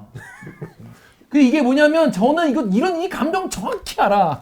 이럴 줄 알았어. 그러니까 이럴 줄 알았어. 이 선배들에 대한 그 기본적인 존경심이 있는 거예요. 옛날에 학생 운동할 때, 옛날에 또 노동 운동할 때 이런 어떤 그 성스러운 그 불가침 영역이 있는 거야. 이 사람한테는 그런 영역에 투신했던 그 사람. 지금은 이른바 강남 좌파가 돼가지고 여기 나와야 자기들도 뭐 비싼 아파트 살고 있다고. 그게 살고 있을지언정 그 사람들에 대한 나의 어떤 존경심을 무시하는 거는 사실 내가 그동안 투신했던 닭의 삶을 이제 뭉개는 거나 마찬가지이기 때문에 그렇게 함부로 말하지 마라고 말을 하는 거죠. 네. 그리고 나서 대판 싸웠어. 대판 싸우고 나서 이틀 뒤에 이제 연락을 안 하다가 전화가 와. 야 지금 만나자라고 하니까 형이 나 술 마신 사람이랑 할 말 없는데 그랬더니 말이 짧다. 그러니까 형도 짧은데? 야 오라면 와 좀 와. 그러니까 싫어. 내가 가라면 가고 오라면 오는 개야? 그러니까 제발 와줘 하니까 나는 개가 맞았다. 다음 컷에서 파트를 주고 한 말이죠. 그의 방으로 쪼르르 달려갔네. 근데 저는 저는 이 대목이 되게 좋았던 게 이 작가의 시선이 사실은 그렇게 내가 젊은 시절에 뭐 학생 운동을 했니 무슨 노동 운동 했니 뭐라고 해서 되게 대접받으려고 생각하는 분들 되게 많아요. 아마 뭐 지금 우리 책이 보신 분 중에서도 내가 그런 사람 아닐까 이런 생각이 드시는 분도 계실 수도 있을 거고 근데 여기에서 작가가 뭐라고 말을 하냐면 뭐 얼마나 대단한 운동을 했는지 모르지만 지금은 그냥 하루 종일 방구석에 처박혀서 저자 욕이나 하며 맞춤법 고치는 별볼일 없는 남자잖아요. 나만큼이나 보통 사람인 거잖아요. 형은 그냥 나한테나 중요한 사람인 것 같은데 그래서 나한테 이런 헛소리 할 수 있는 거겠죠. 압구정동 출신으로 학생운동에 투신해서 도청당하는 20대를 살았고 지금은 죽은 철학자들의 글을 읽고 고치는 당신의 뇌는 대체 어떻게 생겨먹은 걸까? 엉망진창 낙서장이 되어버린 당신의 등과도 꼭 닮아있지 않을까? 등에 문신을 막 새로 했거든. 그런 당신을 좋아하는 나는 어떻고 뭐 이런 말들을 정신없이 쏟아놓고 싶지만 하지 않았고 다만 그의 입술에 키스를 해버렸다. 더 이상 아무 말을 할 수 없게. 나는 여기서 형 그냥 나한테나 중요한 사람인 것 같은데 이 문장이 저는 이 소설 집에서 제일 나한테 뭐랄까 매력적인 형은 그냥 나한테나 중요한 사람인 것 같은데 이 대목이 저는 제일 충격적이었고 되게 좋았어요. 됐고. 됐고 형이 어디서 옛날에 뭐 했는지 모르겠고 형은 지금 나한테 제일 중요한 사람이고 그런 푸념도 나한테나 늘어놓을 수 있는 거 아니겠느냐. 이게 사실은 사랑법 대도시의 사랑법에서 저는 가장 사랑에 가까운 이야기인 것 같다.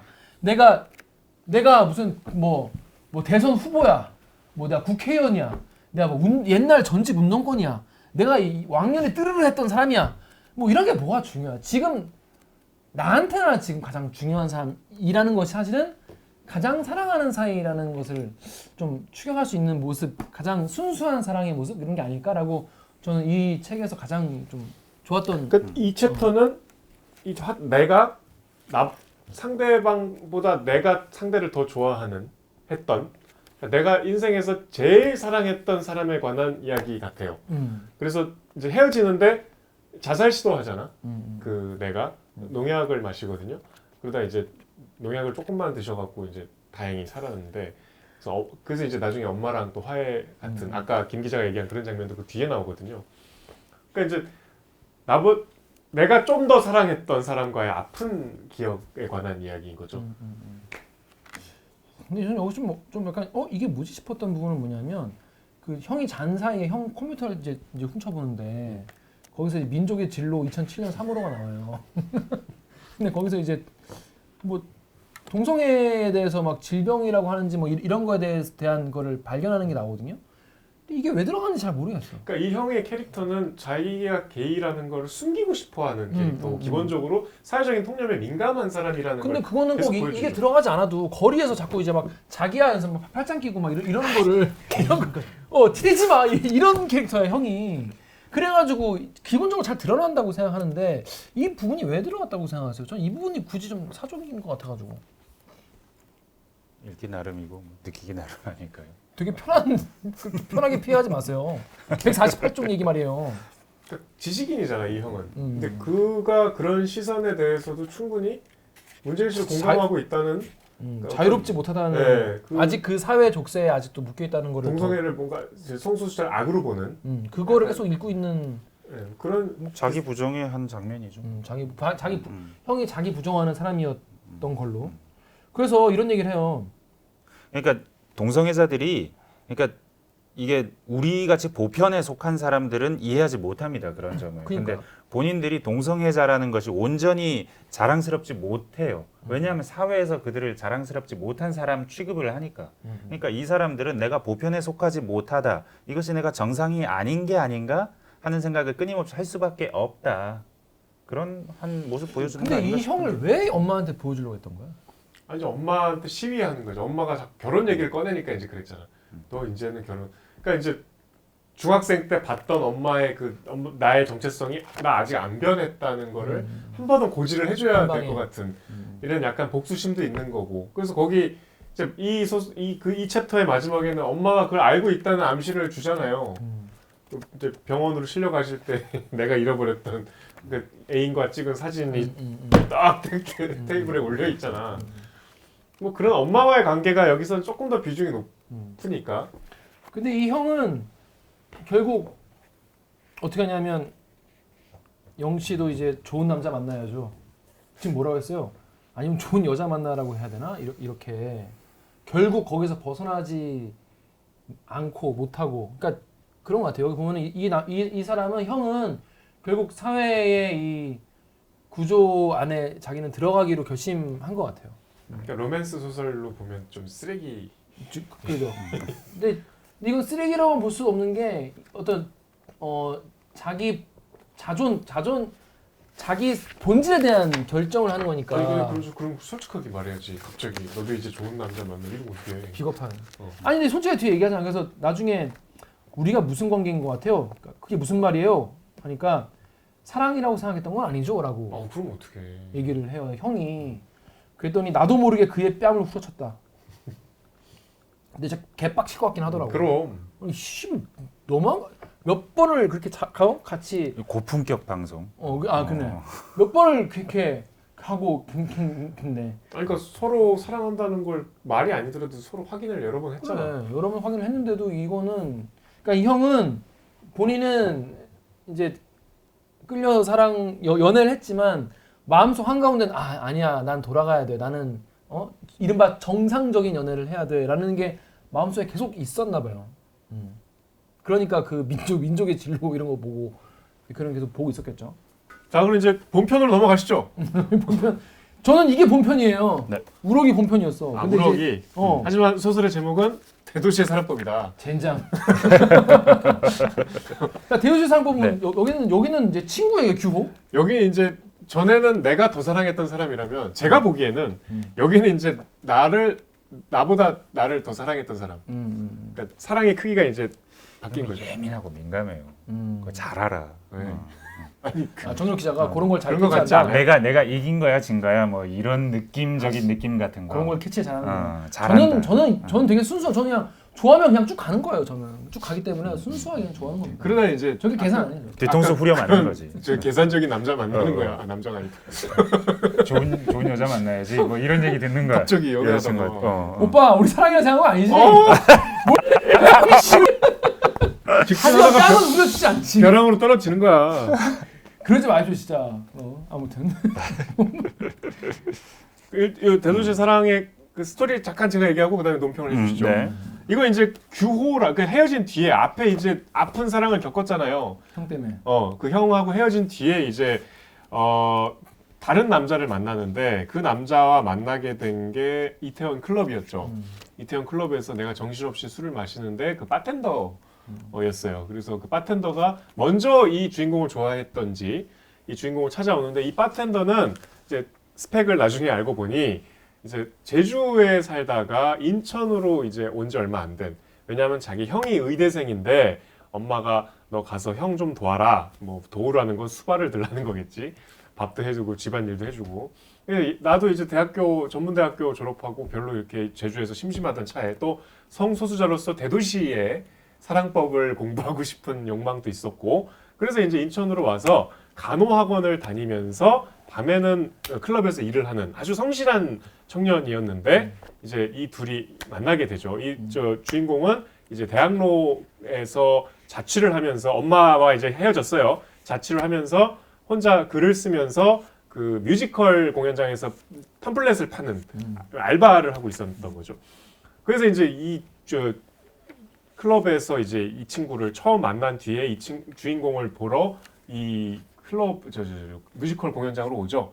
그래서 둘이 이제 결국은 뭐 낙산공원에서 뭐 서로 이제 연애를 하게 되고 규호라는 나보다 한 살 어린. 그래서 이제 뭐 둘이 일본 여행도 가려고 하는데 일본 여행을 못 가는 장면에서 시작되는데 아무튼 그 규호에 관한 이야기입니다. 네. 여기서 제일 이 규호에 관한 규호와의 사랑에서 가장 기억에 남을 만한 장면은 낙산공원 장면이죠. 내가 HIV에 감염돼 있다. 이 얘기를 나는 카일리가 있어라고 표현을 하면서 얘기하는데 그래서 이 얘기를 하고 나서 그래도 나랑 사귀고 싶으면 사귀는데 아니면 그냥 우리 헤어지자 하고 걸어 내려가려고 하는데 너 생각하고 알려줘 하고 먼저 내려오죠. 그런데 결국은 규호는 그게 상관이 없었던 거예요. 그래서 뭐 상관이 없다면서 울어요. 오히려 규호가 울어요. 왜냐하면 자기가 더 좋아하거든. 그렇답니다. 왜 그렇게 아무것도 아닌 것처럼 말해? 왜 웃으면서 말해? 슬프게 하면서 울어요. 그래서 왜 울어도 내가 울어야지 네가 왜 우냐? 주인공이 그러는데도 울어요. 그리고 나중에 그 왜 나랑 선뜻 사귀기로 했냐고 물어봐요. 거기에 대해서 규호가 딱 한마디 하죠. 그러거나 말거나 너였으니까. 제일 예쁜 장면 중에 제 하나죠. 친한 이제 여성 친구가 결혼을 했는데 2년 전에 이 친구는 전화가 왔어요. 여보세요? 가는 중입니다. 예. 죄송합니다. 제가 지금 가고 있는데 좀 늦어가지고요. 금방 갈게요. 네. 조금 걸릴 것 같은데 20분? 네. 20분. 10분 좀 더 걸릴 것 같은데 다른 분 모셔도 됩니다. 죄송합니다. 그 혹시요 12시 반은 안 될까요? 네, 알겠습니다. 예. 그럼 내 얘기 하지 말자. 네네. 빨리 넘어가자. 이게 아니 그 친구가 이제 결혼을 한번 이혼을 하고 이제 지금 다시 결혼을 했는데 이제 새 연인한테 연애를 하다가 어느 순간 이제 고백 어쨌든 내가 한번 결혼했다는 거는 내 정보를 알려야 되잖아. 근데 본인 입장에서는 주눅이 들 수 있지. 그래서 저 사실은 한 번 이제 결혼을 했다 실패했답니다 했더니 그 남편이 지금은 남편이지만 그때 남자친구가 울면서 그런 건 아무 상관없다고 그랬대요. 그러니까 나는 이 소설의 여러 이 대화와 상황들이 이게 이성애 동성애랑 상관없이 아, 방금 얘기한 거 싫어해요? 제 친구 얘기예요. 그게 떠올라 막. 이 사랑의 다양한 빛깔에 대해서 우리 중에서 누가 제일 많이 알겠어. 이런 거 다양하게 쓸데없는 얘기 잘라주시고요. 그냥 아무래도 알고 있죠. 총천연세. 그렇죠. 하여튼 그런 것 같아. 약간 그래서 나는 보편적인 코드가 나는 그런 측면이라고 봐. 근데 여기서 이제 비극, 그러니까 약간 소설로서 어떤 비극 어떤 그 딱 그 포인트가 뭐냐면 본인이 이제 카일리 이른바 이제 HIV 보균자이기 때문에 취업도 안 돼요. 취업도 안 되는데 취업이 나중에 어떻게 그 필요 없는데 그러니까 그런 게 상관없는 데에서 취업이 되긴 하거든. 근데 이 친구는 실력이 있어가지고 중국 상하이로 발령이 나요. 근데 이 친구가 누구야? 규호. 근데 본인도 야 그럼 같이 그럼 중국 가가지고 살자. 나도 그럼 중국에 뭐 이렇게 발령 뭐 나는 뭐 그런 걸 지원을 할게. 그래서 거기에 자기도 당첨이 돼. 같이 중국어를 배우기도 하죠. 그래서 같이 중국어도 배워. 근데 알고 보니 중국 입국할 때 이제 혈액 검사를 해야 되는 거예요. 그래가지고 어쩔 수 없이 그 카일리라고 불리는 이른바 HIV 바이러스 때문에 본인은 중국에 못 가고 규호만 가게 돼요. 롱디가 되는 거지 쉽게 말해서. 근데 이제 거의 포기하다시피 얘기를 해요. 여기서는. 근데 이게 재밌는 것이 방금 정현욱 기자가 말한 게 더 사랑했다는 거잖아요, 규호가. 근데 여기 보면 그렇게 되니까 우리 주인공은 이별을 준비해요. 바로. 그러니까 이성적인 거지. 이별을 준비하는데 그 표현이 막 이런 거예요. 감히 규호를 따라가겠다는 생각은 하지 않았다. 이 설렘도 찰나에 불과하다는 것을 알고 있기에 밤이 끝나는 시점과 해가 뜨는 시점은 이어져 있으니까 이렇게 설레는 감정이 있는 것은 결국 우리가 완벽히 끝날 때가 되어간다는 의미겠지. 이별을 이렇게 이성적으로 이해한다는 건 그러니까 내가 한 덜 번 좋아했다는 건가요? 죽도록 아픈 사랑을 해보면 사실은 한 번만 해보면 제 경험상 한 번만 해보면 연애에 통달할 수 있을 것 같아. 연애할 때 느끼는 모든 감정 그때 다 겪거든. 그러면서 내가 다음 연애에서는 방어 기제가 생기고 경험치에 따른 현명한 결정을 하게 되죠. 여기서도 내가 그런 경험을 이미 해버린 성숙한 이제 연인의 자세를 갖고 있기 때문에 이 정도 되면 이제 얘는 보내줘야지 하는데 규호는 얘 아니면 안 되는 불같은 사랑을 하고 있었던 거죠. 그러니까 정유럽 기자나 저나 현명하게 지금 40살이 넘도록 지금 결혼을 못 하는 거 아니겠습니까? 오 이렇게 같이 묶어가면 여기서 기분이 안 좋을 텐데. 그거 뭐 어쩔 수 없잖아. 어쩔 수 없는 나이가 개인적인 됐나? 이야기도 넘어가지 말고. 현명하고 이성적으로 지금 결혼 안 하고 있는 거야. 우리가 규호가 됐으면 말이죠. 벌써 결혼. 아무래도 했으면 뭐해. 그러니까. 그러니까 규호가 참 많이 좋아했던 거죠. 그래서 그렇게 던지고 가잖아. 전 그래서 이 대도시의 사랑법 이게 저는 읽고 나서 상해 그러니까 대도시에서 대도시로 가잖아요. 규호도 다 이제 상해로 가는 거기 대도시인데 참 대도시에 맞는 사랑법이 있다. 그냥 거기서는 있고 그냥 이렇게 떠난다고 하면은 보내줘야 되는 그런 얘기인가라고 저는 혼자 그냥 생각했어요. 그렇기도 하고 대도시니까 사람들이 잘 모르죠. 내가 몰래 이렇게 맞아요. 수자로 이렇게 격렬한 사랑하고 있어도 사람들은 그 대도시의 겹겹이 쌓여 있는 이 여러 사람의 인파 속에 이렇게 못 보죠. 그래서 성소수자들이 대도시로 모여드는 것일 수 있죠. 그렇습니다. 익명성에 숨기 위해. 여러분이 참 어떻게 보셨는지 모르겠지만 이 책이 아까 뭐 출판된 초기에 굉장히 많이 팔렸다고 얘기를 하셨는데 외국에서도 굉장히 평가가 좋나 봐요. 네, 영국에서 베스트셀러가 됐대요. 와우. 그리고 뉴욕 타임즈에 서평이 실렸어요. 와우. 지면에. 미쳤다. 네. 근데 우리는 뉴욕 타임즈지만 퍼블리셔스 뭐였지? 퍼블리셔스 위클리 리뷰. 되게 저명한 미국의 출판 잡지. 여기서도 굉장히 좋은 평가. 주목할 만한 작가로 선정을 했고 굉장히 해외에서 주목을 받고 있고 맨부커 인터내셔널에 출품이 됐고요. 여러분 한번 재밌어요. 난 진짜 뭐랄까 시간 가는 줄 모르고 읽어가지고 밤에 정말 재밌습니다. 재밌어요. 네. 그 저는 이 정말 새로운 경험, 정말 독서의 새로운 경험이었기 때문에 꼭 읽어보시기 이 앞에 제가 다음 시작할 소설도 때 재밌습니다. 이제 이게 잠깐.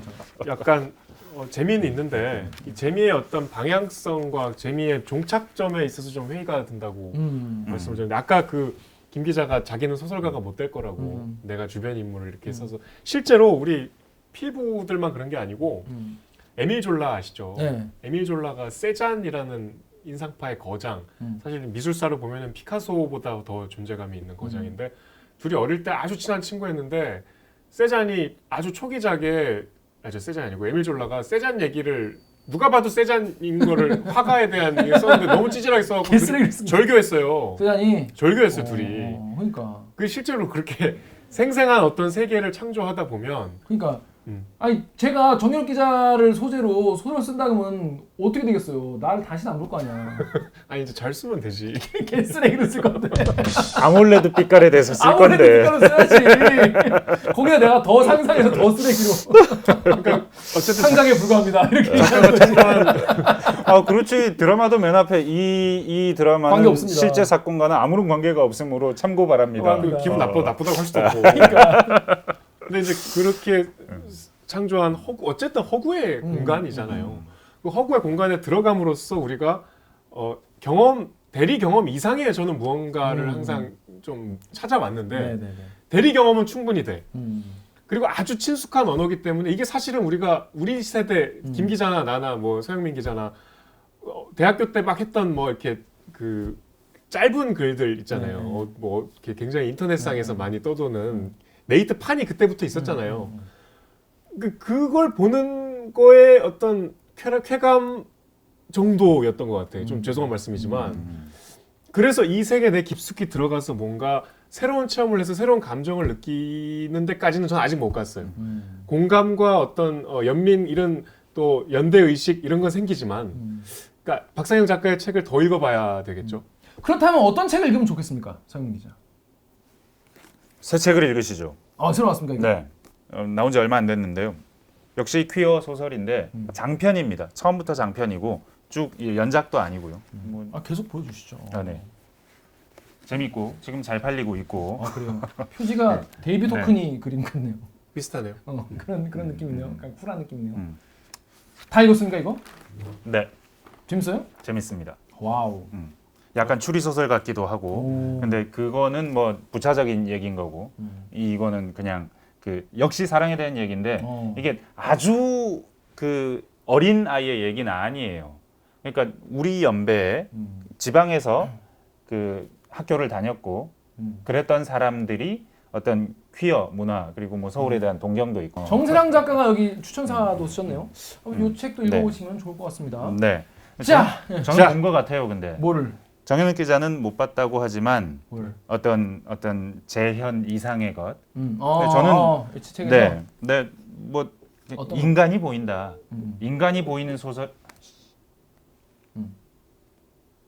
인간이 보인다. 근데 인간이 보이는 소설이 전 늘 언제나 가장 좋은 소설이고 그 인간의 세밀하고도 진실되고도 이 표착하지 않으면 보이지 않는 장면을 계속해서 보여준다. 굉장히 성실하고 관찰력이 좋으면서도 표현력도 좋은 작가다. 훌륭하다. 저도 우럭에서 그런 걸 많이 느꼈습니다. 엄마랑 그 형에 대해서. 근데 뭐 진짜 시간 없으니까 넘어갈게요. 여러분 읽어보시고 판단하면 좋을 것 같아요. 전 강력히 추천드려요. 되게 재밌어요. 좋습니다. 그리고 되게 이게 어쨌든 새로운 소설이어도 맞아요. 우리가 김 기자 이제 느끼지 않아요? 우리가 그동안 한국 소설들을 쭉 읽어왔잖아. 한국 문학의 이 성취 위에 올라온 소설이에요. 커팅 엣지에 있다. 네. 엣지 위에 있다. 근데 그러니까 본인도 한국 소설가들을 참 좋아하는 것으로 나 다른 글에서 많이 봤는데 어제 인터뷰에서는 작가들은 개노잼이다. 약간 오해 소지가 있는 발언을 하셨는데. 아니 정말 친하고 같이 다니고 그 커뮤니티 안에 깊숙이 들어와 있기 때문에 그런 식으로 농담처럼 표현한 건데 만약에 그게 저는 농담이라고 생각해서 재밌어서 이 리포트 전체의 느낌을 굉장히 재미있고 밝게 가고 싶어서 그런 장면들을 꽂아 넣은 건데 그러니까 이게 재미는 있지만 특출나게 웃긴 책이야 재미있는 책이야 전 그렇게 생각하지 않아요. 이만큼 재미있는 책도 많아요. 우리가 그동안 그리고 7, 80년대 8, 90년대 나온 책들도 웃긴 거 많아요. 그러니까 너무 이렇게 웃긴 거에 집중 안 했으면 좋겠어. 그렇죠. 자, 그렇습니다. 서영 기자 오늘 오랜만에 대우시의 사랑법으로 책 읽어주는 기자 셋에 출연하셨는데 어떠셨는지? 재밌었습니다. 다음에 또 오시나요? 아니요, 저는 이게 마지막인 것 같습니다. 왜요? 본인이 맡은 소설이지 아, 이게 끝이었어. 네. 혹시 뭐 그 책이 아니고 그 뒤로 계속 하실 네, 거면 네, 뭐, 뭐 제가 좋아하는 책을 워낙 책을 많이 하실 때 보시니까. 있으시면 네. 그렇습니다. 네. 자, 그러면 이번 주는 이렇게 대도시 상품 이렇게 마무리하고요. 자, 정혁 기자, 다음 주는 우리 뭘 다시 읽나요? 시간을 거슬러 올라가서 아, 이제- 다시 이제- 핫한 것과 가장 거리가 먼 안 핫한 김 기자가 싫어하는 이 장평 장평 빡센 우리 교과서에서 봤던 윤은길의 윤흥길 작가님의 장마인데 장마. 책이 엄청 두꺼운데 그게 장편이 아니고 그 중에 단편이에요. 나 서점에서 잡고 놀랬잖아. 헐 실화인가? 실화인가? 은재 다 있나? 그 중에 장마는 단편입니다. 다행이네. 단편집에 장마 말고 하나만 더 추천해 줄 수 있어요? 하나 더 읽는다면? 좀 책이 없어서 잘 모르 제목이 기억이 안 그러면 나. 다음 생에 추천해 주시기 바랍니다. 자, 그럼 저희는 이번 주 다음 주까지 우리 여러분 유홍준 작가의 아니 윤은길 윤은길 뭐 나의 문화유산 답사기 나의 하시려고요? 문화- 용준 작가의 그것도 좋은 책이에요. 그래서 납사기 유흥길 윤은길 윤흥길 작가의 장마 읽어보시면 되겠습니다. 그럼 저희는 다음 주에 뵙겠습니다. 책 봐. 안녕. 책 좀 봐. 고생하셨습니다. 감사합니다. Dance. It's all I wanna do, so won't you dance? I'm standing here with you, why won't you move? I'll get inside your groove, cause I'm on fire. 화자인 영이라는 주인공이 그야말로 여러 대도시들을 떠돌아다니면서 자신에게 존재하는 모든 종류의 사랑을 다 겪고 스스로를 돌아보는 그런 종류의 사랑에 대한 어떤 총서라고 볼 수 있는 그런 소설집입니다. 소설집의 전면에 퀴어 인물이 이렇게 주인공으로 등장을 하고 또 그 사랑의 종류에 있어서 딱 뭐 우정이나 모성 혹은 뭐 성애적 사랑 이런 식으로 하나로 구획할 수 없는 여러 종류의 복잡 다단한 감정을 많이 부려 넣으려고 노력했다는 점에서 차이점을 갖고 있다고 생각합니다. 사랑을 해보시면 그렇지 않나요? 결국엔 쓸쓸해지고 마는 게 인간의 본성 아닐까요? 모든 감정이란 존재는 그리고 인간의 모든 어떤 종류의 항상성은 훼손되고 깨지기 마련이잖아요. 변할 수밖에 없고 세상이 변하듯 사람의 마음도 변하기 때문에 감정이라는 것을 탐구하면 탐구할수록 결국에는 그 유한성에 대해서 생각할 수밖에 없거든요. 그래서 필연적으로 그런 결론에 다다른 것 같고, 그러나 그것이 비단 새드 엔딩이라고 일갈되기는 조금 힘든 게 제가 생각하기에는 그런 이별의 과정 혹은 성숙하게 자신의 어떤 감정의 한계를 인정하는 것까지도 사랑의 일부로 봤기 때문에, 그래서 저는 일종의 사랑을 완성해 나가는 서사라고 정말 생각하면서 썼습니다. 개인적으로는 저는 언제나 좀 마이너리티들의 삶에 관심이 많거든요. 왜냐하면 세상은 어떻게 해서든 좀 주류들의 이야기를 써내려 가고 있는 게 사실은 우리가 살고 있는 세상이잖아요. 뉴스라는 미디어 역시도 주류들의 이야기를 다루고 있고요. 그렇기 때문에 문학이 할 수 있는 자리, 할 수 있는 역할은 결국에는 그런 마이너리티들의 이야기를 아주 촘촘하고 세심히 들여보는 것을 통해서 그들이 세상에 존재하고 그들의 삶 역시도 마이너리티, 메이저리티 할 것 없이 모두 어떤 보편성을 가진다는 얘기를 저는 조금 더 하고 싶었던 것 같습니다. 그 심파적으로 어떤 마이너리티들, 소수자들, 사회적으로 소외받는 사람들의 이야기가 많이 소비되고는 하잖아요. 근데 저는 그게 일종의 클리셰처럼 느껴지기도 하고, 더불어서 그러니까 그 대상화하는 시선으로 많이 생각이 됐어요. 그러니까 결국엔 똑같은 인간이라는 인식이 있다면 그들의 삶이 온전히 슬픔과 아픔, 고통으로 또 정상이 되지 못한 어떤 그런 상태로만 규정될 수는 없거든요. 그렇기 때문에 저한테는 웃음이라는 도구가 들어가는 게 너무나도 자연스러웠고, 사실은 우리 보편의 모든 사람들이 저마다의 불행과 어떤 아픔을 짊어지고 있지만 그 아픔을 이겨내기 위한 어떤 방편들을 갖고 있고 그것을 통해서 살아가고 있잖아요. 그런 식으로 저 역시도 그 소수자들에게도 역시나 그런 다채로운 스펙트럼이 있다는 그 보편의 사람이라는 것을 보여주기 위해서 이런 방식의 유머라는 도구를 사용했습니다. 더 무겁고 진지한 주제이기 때문에 그럴수록 더더욱 희극의 외피를 입어야 된다고 생각했습니다. 그래서 전략적으로 더 웃은 그 유머가 있는 그런 말투를 구사하는 게 소설의 아이러니를 전달하는 데 유리하다고 생각했습니다. 더불어서 제가 제일 잘하는 거니까 다른 작가들보다 내가 훨씬 더 잘할 수 있다는 확신이 있었기 때문에, 그리고 대부분 작가들이 책 많이 읽고 집구석에만 앉아 있어서 엄청 재미가 없어요. 그래서 니들보다 내가 웃기는 잘하지 않을까라는 그런 마음으로 이건 잘라주시고요. 하지만 본심입니다. 예, 진짜 개노잼이에요. 만나면. 대도시라는 공간은 더 많은 사람들이 모이는 공간이기 때문에 소수자들이 서로를 마주하기가 더 좋은 공간이죠. 그래서 전국에 있는 소수자들이 이제 각 세계에서도 대도시로 모여들어서 어떤 특정한 어떤 자신들의 그 테리토리를 형성하는 그런 양상을 보이고 있기도 하고요. 더불어서 대도시라는 공간이 현대인들의 삶을 대변하는 공간이라는 생각을 전했습니다. 그래서 우리가 많은 사람들에게 하루 종일 둘러싸여 있지만 사실 그럴수록 개인의 고독이 더 두드러지기 마련이라고 저는 생각을 하거든요. 그렇기 때문에 대도시라는 공간성이 사실 이 소설의 주요한 테마라고 볼 수 있고요. 대도시의 사랑법이 된 이유는 그런 공간인 대도시에서 그들의 사랑법이 매우 독특해 보이지만 어쩌면 보편의 사랑법이 될 수도 있지 않을까 하는 그런 믿음을 담아서 이런 제목을 짓게 되었습니다. 총 2가지로 나뉘는데요. 일단 뭐 퀴어 당사자분들, 이제 성소수자분들 같은 경우에는 이런 얘기를 써주어서 고맙다. 우리의 이야기를 써줘서 고맙다라는 얘기를 많이 해주셨고요. 사실 뭐 표지와 제목에 속아서 샀다라고 칭하시는 분들, 그러니까 소위 말하는 이제 어떤 퀴어에 대한 지식이 전혀 없으신 분들 같은 경우는 이 책을 통해서 그들의 사랑이 나의 사랑과 다르지 않다는 것을 깨달았다라는 의견을 가장 많이 주셨어요. 그래서 어찌 보면 제가 소설을 통해서 하고 싶었던 이야기 양쪽 모두를 들은 것이기 때문에 몹시 기뻤습니다. 그때 제 회사를 다니고 있었거든요. 저 죽을 뻔했습니다. 네, 제가 투잡을 하고 있을 때라서 그야말로 깨어있는 시간에는 업무 아니면은 거의 글 쓰는 거에 모든 것들을 다 투자했다고 봐도 될 정도의 그런 삶을 살았습니다. 1년 정도 열심히 썼고요. 그때 거의 창작력과 어떤 서름과 신인으로서의 패기가 막 소용돌이 치던 때라서 그렇게 가능했던 것 같고, 사실은 가장 큰 목적은 내가 지금 한탕하고 빨리 회사를 떠야 되겠다라는 마음이 원래 문학 시스템상 이제 누군가가 저를 써줘야지 제가 글을 쓸 수 있잖아요. 그러니까 청탁이 한 계절에 몰려서 왔는데 그거를 신인 작가니 거절할 수가 없는 거예요.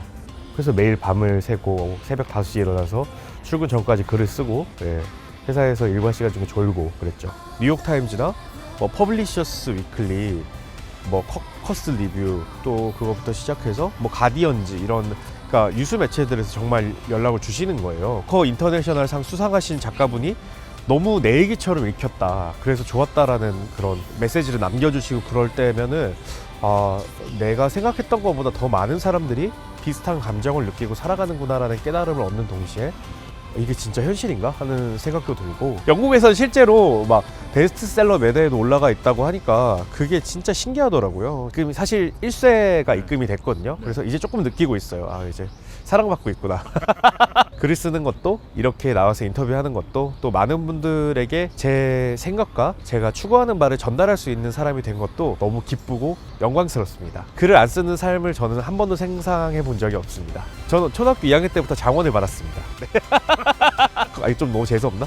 사실이니까. 저는 초등학교 1학년 때부터 동화 구연대회에 나가면 1등을 했고 글을 쓰면 장원을 했습니다. 그래서 말 못하고 글 못 써서 죽은 귀신이 붙었기 때문에 지금처럼 그 작가가 되지 않았더라도 어딘가에서 뭐를 쓰고 말하는 삶을 계속 살았을 것 같습니다. 그러니까 과연 어디까지가 문학의 범주라는 말인가라는 질문 역시도 형식적인 측면에서 던지고 싶은 생각이 있었고, 사실 저는 작가로서 더 넓게 옆으로 점점 더 퍼지고 싶다는 생각이 있거든요. 비록 지금 몸이 옆으로 퍼지고 있지만 작품의 스펙트럼이 점점 넓어졌으면 좋겠다는 생각으로 쓰고 있고, 다양한 사람들을 보여주는 것을 통해서 조금 더 사회의 다양한 이면들을 보여주는 것을 통해서 앞으로 작품 활동을 전개하고 싶은 마음이 있거든요. 좀 더 뛰어서 여러 사람들을 보고 느끼고 그들의 삶을 열심히 채록해서 새롭게 의미를 부여하는 그런 사람으로 거듭나고 싶습니다.